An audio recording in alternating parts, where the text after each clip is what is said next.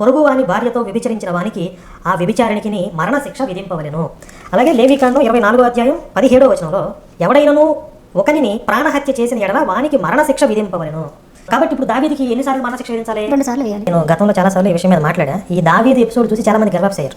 దావీదు అనే టాపిక్ తో ఎంతో మందిని గర్వాప్సి చేసావా? రే బోకు, మీరే కొందరిని చర్చిలకు పంపించి కొన్ని రోజులు ఉంచి మీరే మళ్ళీ వెనక్కి రప్పించి దాన్ని గర్వాపసి అని చెప్పి డబ్బులు దోచుకుంటున్నావు. నీతి న్యాయాలు లేని కుక్కవరా నువ్వు. యెహోవా దావీదుని ఎందుకు చంపలేదని అడిగావు కదా. రే ఈ వచనం చూడు. ఒక వ్యక్తి పాపిగా చావడం మా దేవునికి ఇష్టం కాదు, అతడు మారడమే ముఖ్యం. దావీదు తన తప్పుకు పశ్చాత్తాపం పొందాడు. దేవుణ్ణి క్షమించమని, తన పాపపు శిక్ష తొలగించమని, ఇంకెప్పుడూ తప్పు చేయనని 51వ కీర్తనలో ప్రార్థించాడు. దేవునికి కావలసింది చంపడం కాదురా కుక్క.